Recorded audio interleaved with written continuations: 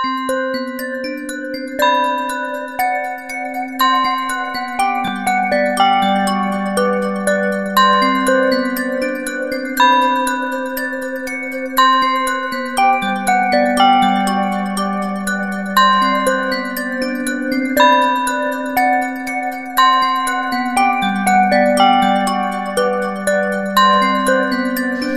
itu gaduan itu sama cocoknya itu sama diri pribadi, tapi sebenarnya dua kata ini sangatlah berbeda.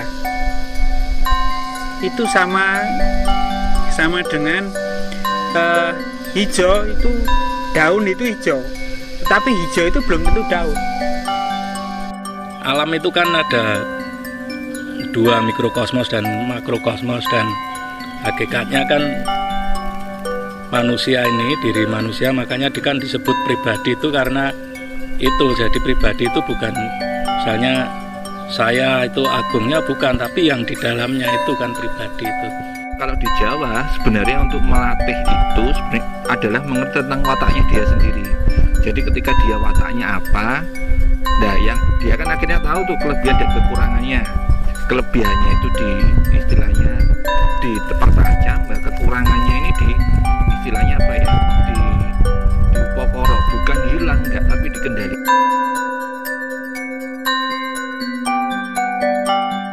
Selamat datang di Cupu Channel Jendela Dunia. Kali ini kita ngobrol di tempat dan suasana yang agak lain. Ini di Candi Miring ya. Yeah. Candi Miring di daerah Prambanan. Nah, kebetulan kita hanya bertiga karena Kang Tono lagi sakit berhalangan. Jadi mudah-mudahan segera diberi kesembuhan untuk bisa bergabung lagi ngobrol bareng dengan kita di sini. Nah, tentang Candi Miring atau tentang obrolan kita nanti kita mulai. Mungkin Mbak Sulis, kita mau ngobrol apa hari ini, Mas? Ya, hari ini kita memang sengaja di outdoor ya, di luar ruang, karena ya untuk menghindari kejenuhan di ruang, terus jenuh kita jalan-jalan begini ya, walaupun teman kita ada yang kelelahan gitu ya biasalah. Jadi memang sedikit dari candi ini memang banyak yang terlupakan. Candi yang jarang sekali orang mau ke sini karena akses jalan yang agak sulit menurut saya. Bukan teramat sulit, tapi agak sulit. Dan memang di buku-buku panduan wisata nggak akan ada. Tapi itulah yang kita cari untuk sekedar memberi pandangan baru terhadap tempat-tempat yang mungkin bagi kita pejalan-pejalan spiritual akan berguna untuk pelatihan kita, untuk melatih diri kita, mengenal diri kita.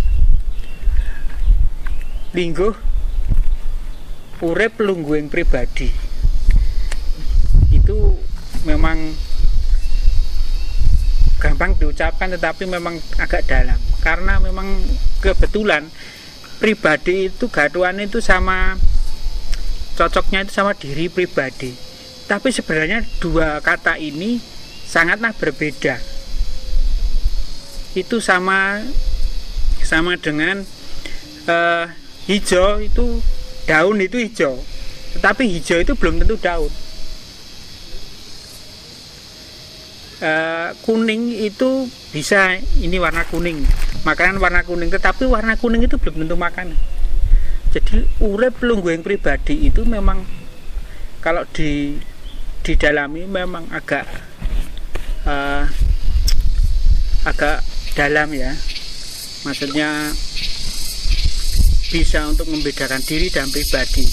Diri itu manut ini hal yang di kita itu meliputi keinginan, nafsu,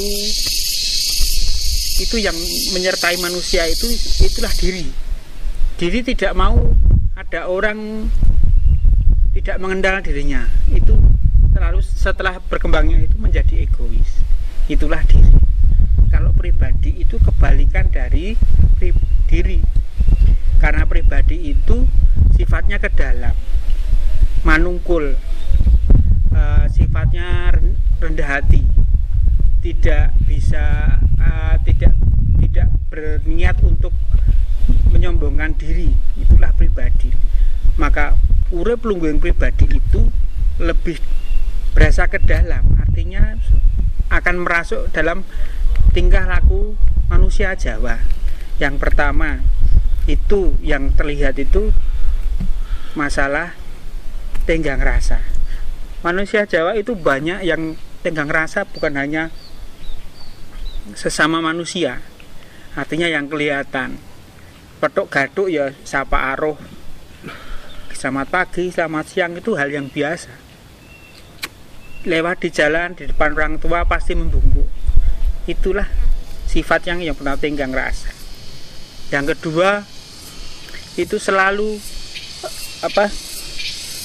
najem diri, artinya memahami dirinya sendiri. Nepake teko slira, nepake dirinya itu bila mana di posisi orang lain, itu bagaimana, sedihnya bagaimana.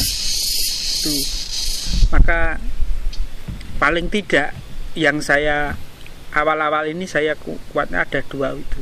Paling tidak itu adalah tenggang rasa, kemudian apa itu tadi makhluk Tepo slira. Ya, tepo slira. Itu begitu. Mungkin Mas Rino bisa menambah. Iya. Jadi kalau saya sih gini, ketika kita bilang ini mungkin penajaman dari tentang pengertian dari Dura 45 Pancer kemarin, yang sebenarnya itu berhubungan dengan sifat dasar manusia. Jadi di semesta itu disebut Panca Mahabhuta. Jadi Panca Mahabhuta itu sebenarnya kalau orang Jawa itu menyebutnya disederhanakan. Dalam artian gini, cairan itu disederhanakan air, padahal yang disebut air itu sebenarnya adalah segala macam bentuk cairan. Bentuk liquid itu disebut air dalam bahasa sederhananya. Segala macam padat itu disebut tanah. Segala macam semesta yang dipadat itu diistilahkan tanah. Segala macam yang bergerak dan tidak terlihat oleh mata biasa itu disebut udara. Kemudian setiap hal yang ada panasnya itu disebut api. Itu penyederhanaan cara pengajaran. Nah, kemudian ether itu apa? Ether itu sebenarnya adalah sebuah zat yang lepas dari 4 zat itu. Nah, itu disebut ether. Maka jenisnya itu banyak sekali sebenarnya. Kalau ether, kita bicara tentang ether, bukan mesti ether itu adalah satu zat sebenarnya. Nah, Panca Mahabhuta itu ketika disarikan jadi Pancabhuta itu membentuk sistem planet hidup, artinya bumi. Nah, kemudian ketika menjadi Pancadhatu itu menjadi manusia. Makanya Pancadhatu itu kalau disederhanakan jadinya 2, bumi dan angkasa, atau disebut dari sperma dan ovum yang melambangkan itu. Lambangnya itu biasanya terbentuknya dari liquid dan zat panas. Makanya ada yang menghubungkan dengan Bopo Angkoso dan Ibu Bumi, ada yang sebut Bapak Matahari dan segala macam. Itu banyak versi yang berkembang seperti itulah. Pengetahuan tentang Panca Mahabhuta itu sendiri akhirnya mengilhami tentang pembentukan tubuh. Pembentukan tubuh sendiri itu kenapa sih kok jadi sangat penting? Karena itu implikasinya ke saraf dan ke macam-macam. Nah, kembali lagi tadi kalau tentang hal mengenali diri pribadi dan istilahnya kalau di Jawa itu apa ya? Apa tadi Mbah namanya? Jumeneng itu kok jumeneng. Urip lungguing pribadi. Nah, urip lungguing pribadi itu sebenarnya sudah bersatunya antara wujud badan ini dan yang non badan. Jadi kalau Mas Agung dalam seri-seri sebelumnya menyebutnya Wiseso Winiseso itu sudah menjadi satu. Artinya ketika badan ragawi dan roh itu sendiri sudah menjadi satu, atau Tuhan sendiri sudah menjadi satu, akhirnya menjadi satu kesatuan utuh. Nah, sebenarnya sih itu kalau disederhanakan, tapi sebenarnya kalau dibahas lebih dalam itu sangat rumit sekali. Jadi badan sendiri itu mempunyai sifat dan roh sendiri itu mempunyai sifat. Jadi ketika kita bilang Wiseso Winiseso itu sebenarnya ya memang diucapkan gampang, tapi sebenarnya itu sesuatu hal yang bertingkat dan cukup rumit untuk mengartikan itu. Jadi sebenarnya ketika itu sudah menjadi satu, egonya itu bukan ego menang-menangi dewe atau istilahnya kehendak yang diciptakan sendiri. Contohnya seperti ini. Contohnya itu gini. Mungkin ngomongnya saya agak bulat ya. Jadi contohnya itu kayak gini. Banyak orang Jawa jare ini kongkonane angel dan segala macam lah. Tapi yang lucu itu gini, ketika ada sesuatu hal itu mereka bisa berkumpul dan bersatu.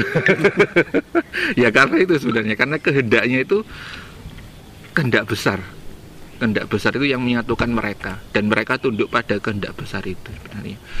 Itu sih kalau menurut persepsi. Jadi egonya itu bukan ego pribadi manusia yang mengendalikan apa ya istilahnya, bukan ego yang jaluk menangi dewe lah, katakanlah gitu. Karena memang egonya itu dalam tanda kutip ego tinggi, atau apa ya namanya, ego yang dia lebih karena pemahamannya sangat luas. Jadi bukan ego karena dia ingin minta menang. Itu sih kalau menurut saya. Kalau menurut Mas Agung? Ya, kalau yang saya baca di Serasan Pribon itu sebetulnya yang banyak itu kan urip jumeneng ing pribadi. Jadi tapi karena mungkin ya konotasinya kan sama kan, urip lungguh pribadi itu artinya kan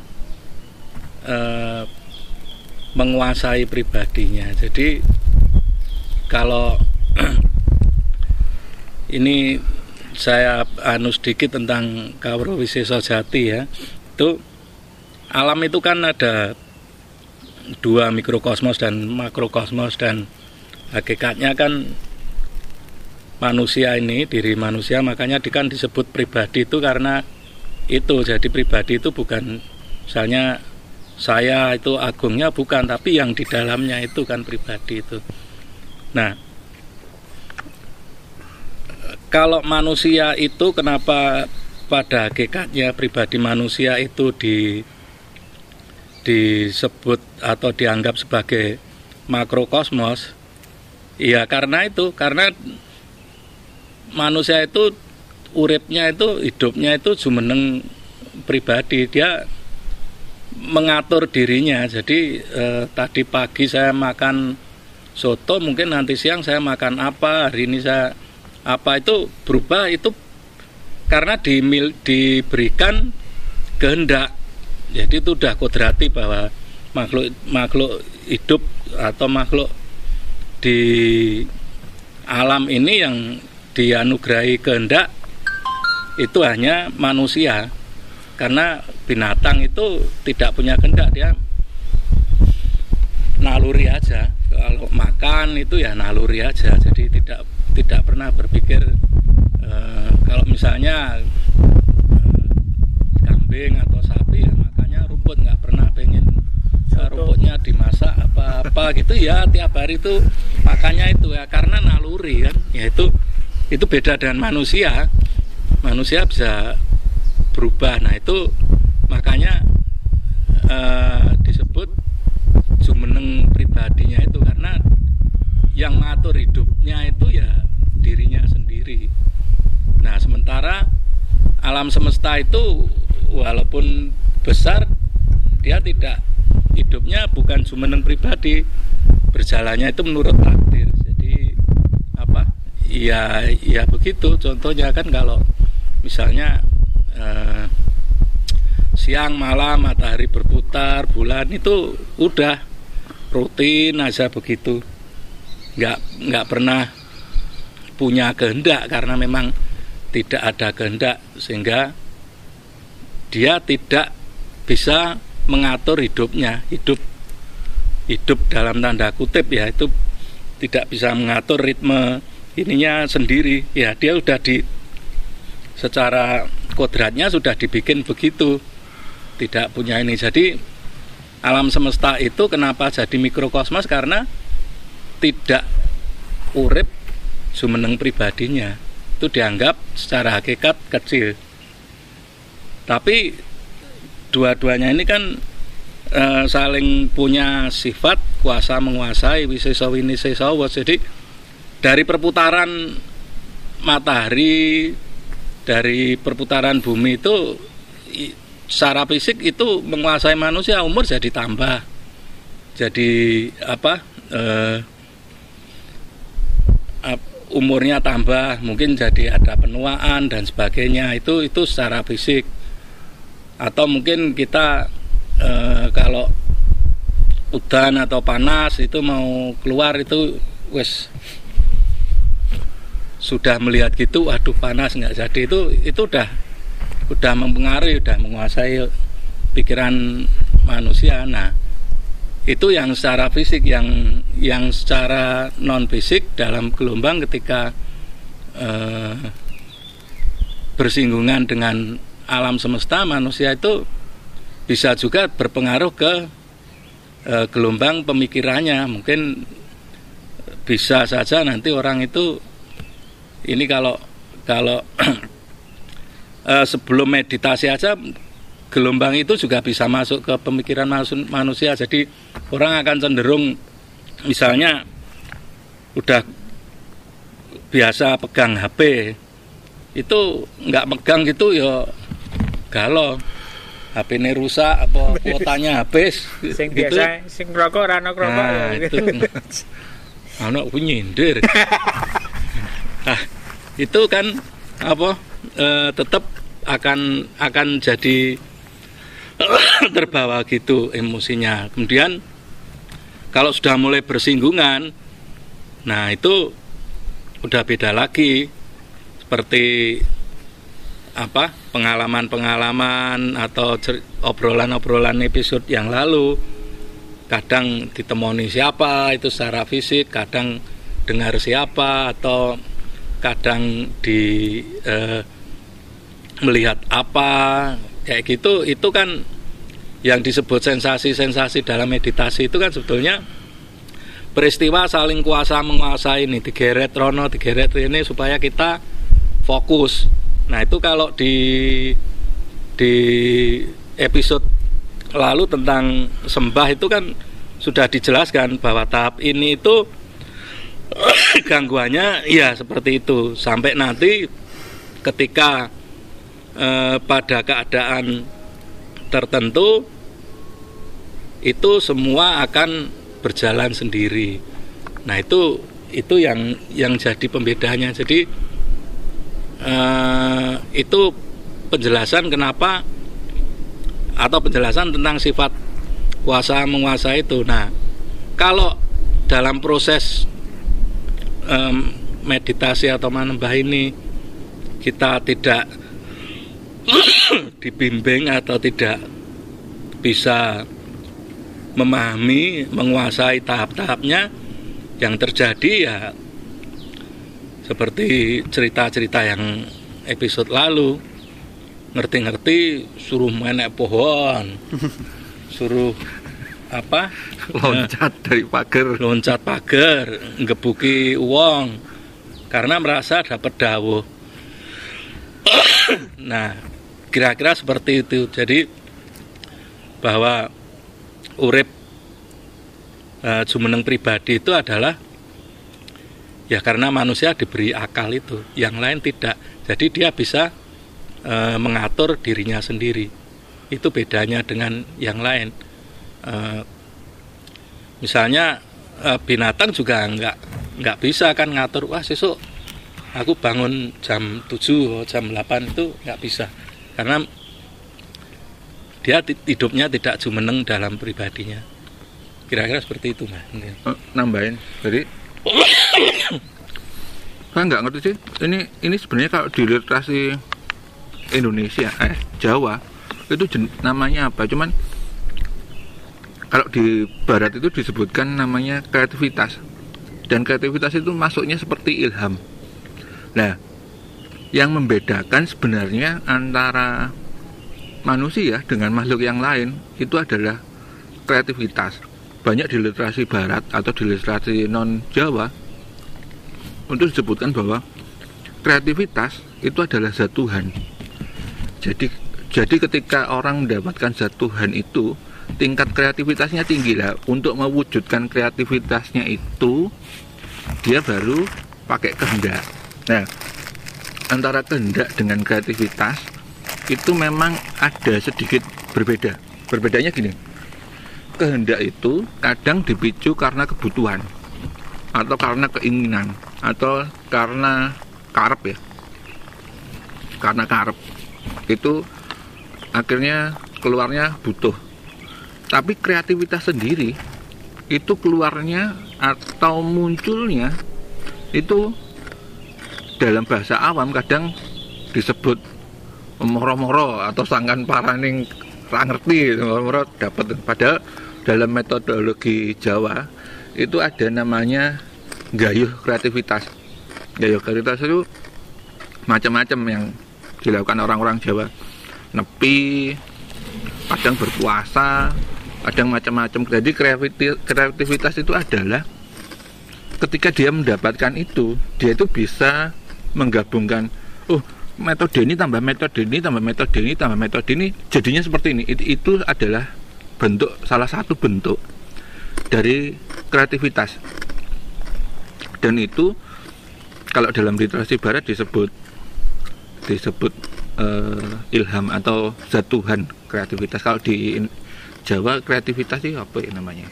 Kalau menurut saya kreativitas itu ya ini bergabungnya antara Cipto dan Rasa, Cipto Rasa Karsa itu. Jadi kreativitas itu kan bisa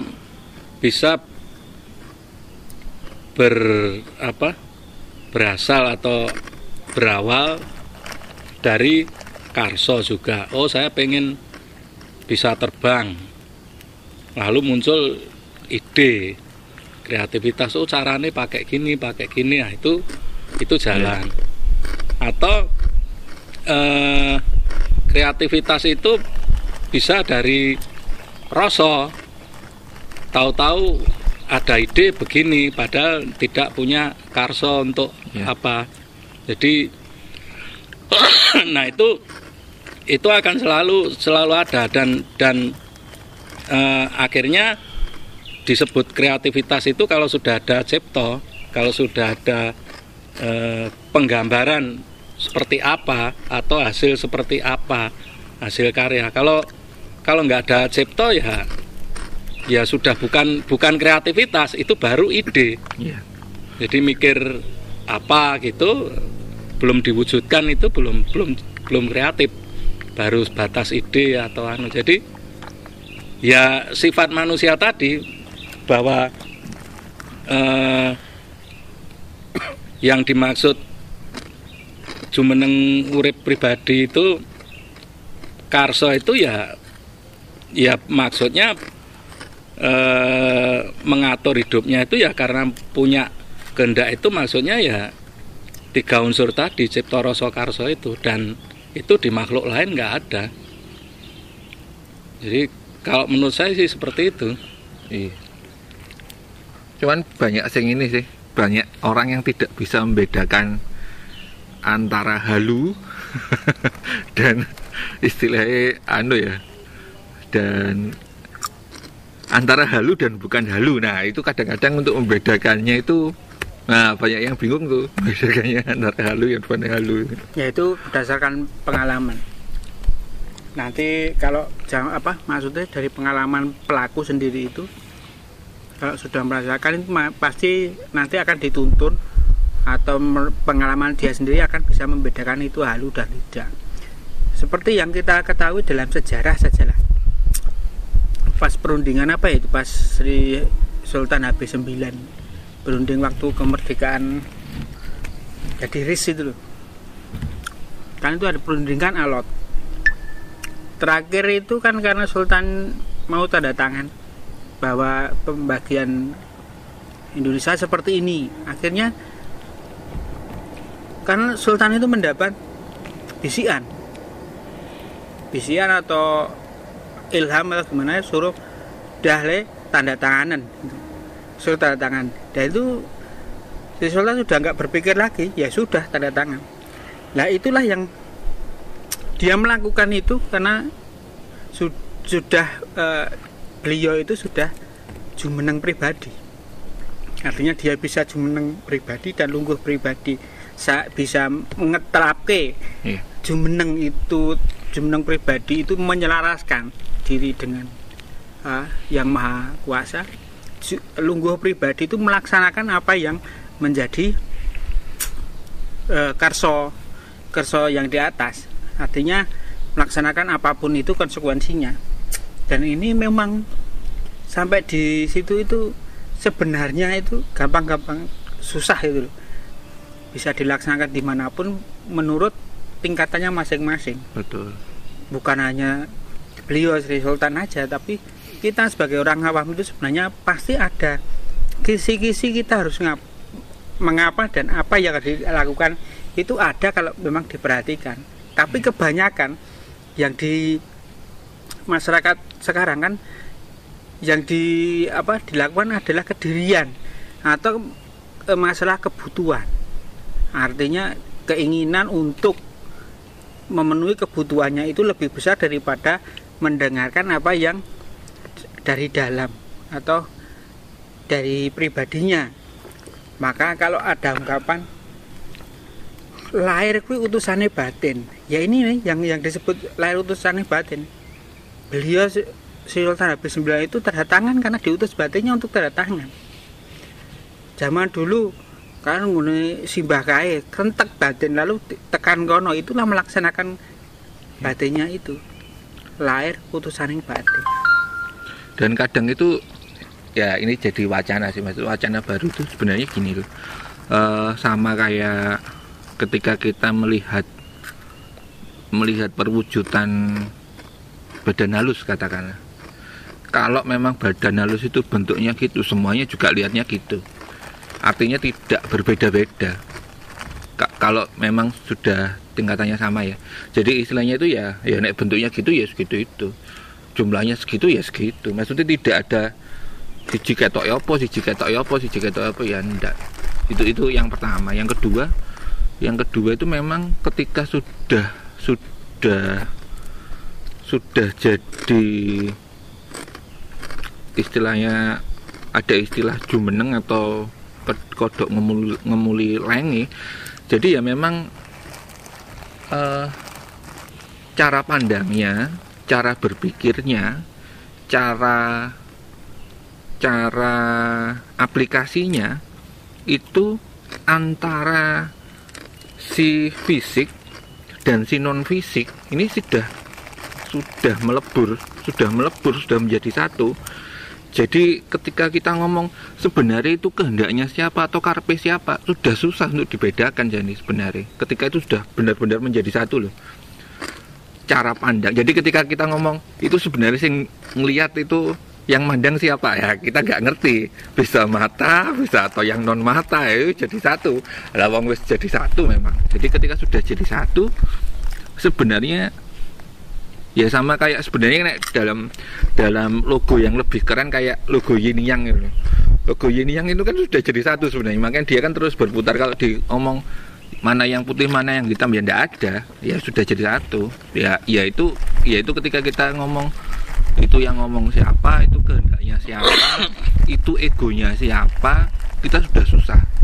Sudah tidak bisa membedakan. Sama kayak gini, kadang kalau istilah saya pribadi itu kadang-kadang mungkin itu bukan istilah Jawa, cuman saya seneng ngomong itu. Jadi kayak gini, lihat gini, oh orang itu sudah pandangannya double kayak gitu-gitulah. Itu istilah saya sendiri. Kenapa saya kok mengistilahkan double? Karena matanya itu sudah bukan mata fisik lagi. Maksudnya ya mata fisiknya ada, tapi non fisiknya juga sudah menjadi satu. Itu yang kadang-kadang istilah-istilah itu yang ya kadang banyak istilah-istilah yang berbeda juga dari berbagai aliran ya. Jadi maksudnya kalau mata double itu kan istilah saya sendiri. Gampang ke. Kalau saya sih gitu. Istilahnya apa ya? Pemahaman saya itu. Makanya ketika ngomong ego, jadi katakanlah ngomong pengen menang terus, itu sebenarnya bisa juga dilihat dari proporsi dia sendiri sebenarnya kayak apa. Memang kadang tuh susah tuh kayak nuhan ke beda ke antara nuhan ke ego sama ketemu Tuhannya itu kan kadang-kadang juga kalau dilihat dari umum itu bedanya apa ya? Makanya kadang-kadang ada sebagian orang itu yang mencuplik ayat-ayat atau mencuplik serat-serat atau untuk apa itu untuk pembenaran dia, itu memang ada yang kayak gitu. Tapi ada juga yang dia memang bicaranya memang dari ego, dari pribadi tinggi. Dan makanya kalau tidak terbiasa, ketika kita sendiri juga belum bisa meraba itu pribadi tinggi atau itu ego, ya memang kadang-kadang susah untuk membedakan itu. Jadi rancu. Dan itu memang istilahnya kalau sudah itu menjadi satu, itu sebenarnya kalau dalam tingkatan meditasi sudah tingkat atas sih sebenarnya, juga bukan sing baru pengenalan terus tiba-tiba bisa begitu. Itu ya tapi ya prosesnya orang itu dewe-dewe ya masalahnya. Itu sih. Ya kalau bicara tadi tentang dua alam tadi, kalau kita masuk ke lebih lingkup kecil lagi kan sebetulnya dipercayai bahwa di dalam diri manusia itu kan ada juga alam semesta, itu ada di dalam kita. Jadi ya itu yang disebut rasa. Jadi kan antara dua itu, kalau di dalam diri manusia itu kan ada pikiran dan ada rasa. Ini kan saling menguasai. Ketika kita menggunakan pikiran, rasa kita kontrol, itu akan berjalannya itu atau hidupnya itu jadi lebih logis, lebih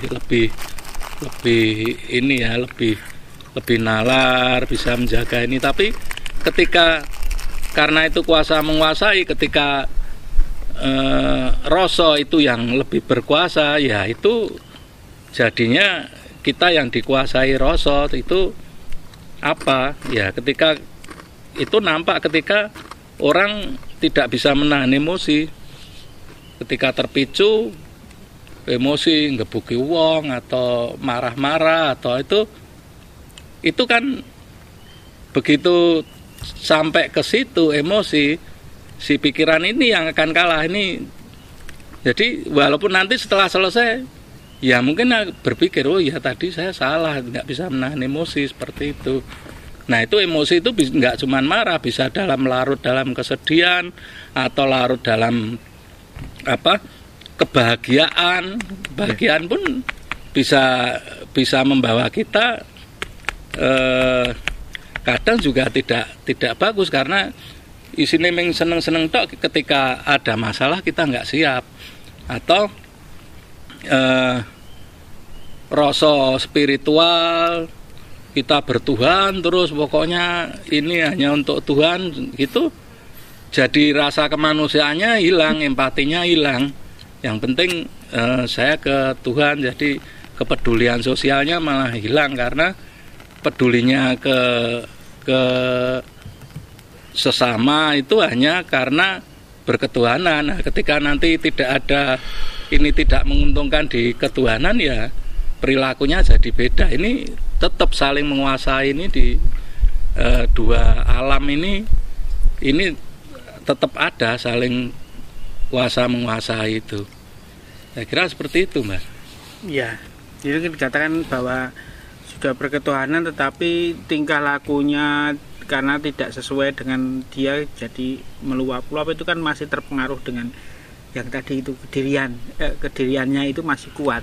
Iya. Ya. Jadi kelihatannya nek istilahnya berketuhanan tuh ya kenceng. Tapi iya. ketika ngomongannya nggak terkontrol, iya. miso-miso apa dengan yang dianggap musuhnya Tuhan.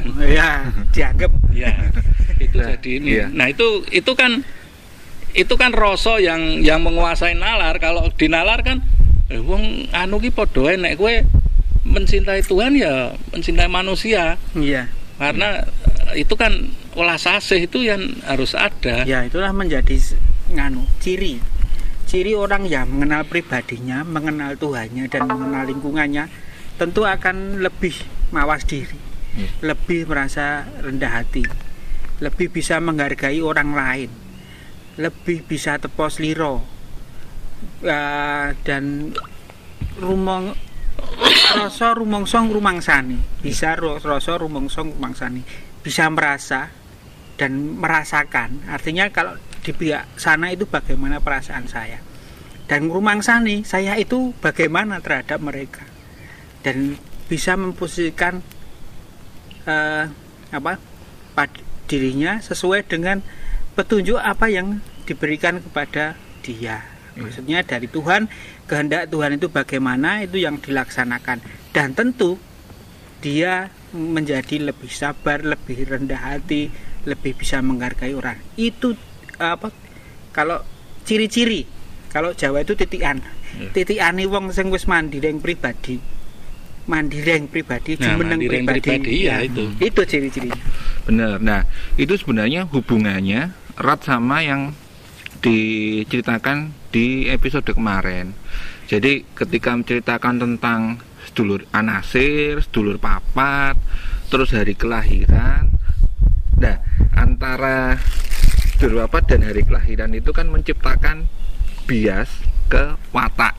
Nah, kalau di Jawa sebenarnya untuk melatih itu adalah mengerti tentang wataknya dia sendiri. Jadi ketika dia wataknya apa, nah yang dia kan akhirnya tahu tuh kelebihan dan kekurangannya. Kelebihannya itu istilahnya dipertajam, nah kekurangannya ini istilahnya apa ya? Diupokoro, bukan hilang enggak, tapi dikendalikan. Jadi contoh ketika dia kelahirannya elemennya terlalu murni api, biasanya orangnya kan mudi atau meluap-luap atau istilahnya gampang emosi lah. Itu dia melakukan istilahnya laku-laku tertentu untuk istilahnya memper nafsu marahnya. Atau orangnya itu tidak punya percaya diri katakanlah. Nah, itu dilatih supaya keluar percaya dirinya. Jadi memang terkait sih. Hal ini memang terkait dengan episode kemarin tentang Anasir pembentuk manusia, kemudian kelahiran, terus kemudian dia lahirnya pas apa. Nah, untuk melatih supaya cepat ketemu sama diri pribadi itu sebenarnya sih. Ya. Jadi kalau di Jawa itu memang sangat spesifik untuk melatihnya supaya apa sih? Supaya nggak geladrah. Ya, sebetulnya ya itu orang bagaimana bisa jumeneng atau lungguh atau mandiri yang pribadi kalau tidak kenal pribadinya dulu. Ya. Betul. Itu kan kuncinya kan itu. Betul. Jadi ya kalau kita melatih rasa, melatih atau sebetulnya menselaraskan dua alam ini atau menselaraskan antara nafsu yang dulu pernah dibahas di episode yang lalu tentang sedulur Papat itu kan latihannya ya dengan hening kan, dengan tenang. Nah, itu nanti akan berpengaruh ke perilaku kita yang nyata, yang tadi disebut lahir kuwi utusane batin. Iya. Kalau batin kita itu tenang ya keluarnya akan tenang. Kalau batin kita itu masih ngiwonengen masih ya keluarnya outputnya galau. Kalau pikiran kita diisinya yang buruk-buruk ya keluarnya nanti akan yang buruk. Seperti itu kalau menurut saya. Ya, makanya ini cuman edisi selingan ya, karena tidak runtut dari kemarin kelahiran kok ini membicarakan ini memang ini ya edisi selingan untuk kita bawa rasa, rasan-rasan gitu. Iya, sebenarnya rasan-rasanya itu terpicu karena banyak orang itu, kalau saya sih kemarin itu kan mikirnya gini, kok banyak orang yang tidak bisa membedakan halu dan nyoto ya gitu. Padahal itu gini loh, ajarannya kejawen itu kenapa dia tidak punya kitab, karena kitab itu hanya sebagai guiding. Tapi basicnya itu adalah ajaran kasunyatan. Artinya harus merasakan dia. Ketika dia merasakan, dia tahu nyatanya. Jadi tidak ada di ajaran Jawa itu istilah ngunggul-ngunggul ke kitab dan segala macam, itu nggak ada. Kitab itu apapun kitabnya itu cuman sebagai guiding kalau di Jawa. Maksudnya ya cuman istilahnya kata pengantar atau apa, tapi untuk tahu itu sendiri harus merasakan sendiri. Makanya disebut kasunyatan. Ya sebetulnya kalau halu atau itu sih cuman hubungan antara ini sih pengaruh cipta dan rasa tadi. Proses mungkin. Kalau sudah kenal ya pasti bisa tahu lah bisa itu tahu halu atau bukan. Itu berdasarkan pengalaman. Iya. Yang ilmu titen lama-lama tahu. Nek kerep dihapusi, oh berarti itu tukang ngapusi gitu loh. Ya ta, nek sing swara ngene iki bener. Oh iki sing bener. Itu kan cara gampangnya gitu. Biasanya itu kasusnya ya nek wong belajar gitu-gitu biasanya ya orangnya itu nuhan ke pribadi atau egois. Terus kemudian halu. Terus kemudian saya jenenge dawuh dan segala macam itu dia pasti ya namanya juga proses. Sebetulnya ya karena proses bukan ini ya itu pasti orang akan ngalami sih. Ngalami. Saya sendiri dulu juga ngalami gitu, disuruh gini atau apa gitu kebetulan kalau dulu saya tanya sama bapak saya, Pak saya dapat ini jam piro dengan surasa digagas kayak gitu. Cuman lama-lama saya tahu oh ya bener iki jane orang ini, tapi lama-lama kan iki bener apa ora gitu. Iya. Jadi saya kira gitu ya, kita sebetulnya bukan mudoroso, saya nggak setuju itu mudoroso. Kita ini hari ini edisi piknik. Jadi, edisi piknik menikmati tempat yang ternyata keren sekali. Saya sih baru pertama kali kesini diajak Mbah Sulis. Sampai menggeh-menggeh. Tadi itu kan gini, mindset saya tuh naiknya kan dikit, bahwa ternyata tinggi, lumayan lah. Ternyata itu ukuran dikit saya itu. Alah mengkono. Untung saya nggak bilang bulan ini yo ketok ning ado. Baik, saya kira begitu. Sampai jumpa di episode berikutnya. Salam.